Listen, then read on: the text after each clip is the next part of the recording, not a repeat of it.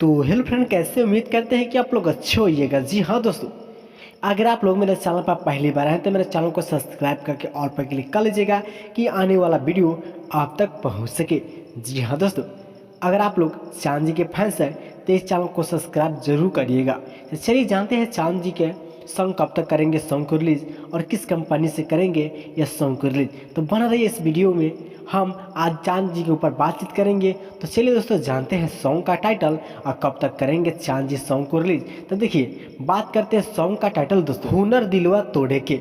जी हाँ दोस्तों, सॉन्ग का टाइटल बताया जा रहा है हुनर दिलवा तोड़े के, जो कि सॉन्ग का टाइटल है चांद जी के, जो कि बहुत ही जल्द आएगा। जी हाँ दोस्तों, बात करें किस कंपनी से करेंगे रिलीज। जी हाँ, तेरी मत्ती म्यूजिक प्रेजेंट के माध्यम से सॉन्ग को करेंगे रिलीज। जी हाँ दोस्तों, हुनर दिलवा तोड़े के, जो कि बहुत ही ब्रांड सॉन्ग है, जो कि इसमें फैक्ट मनी मिराज है।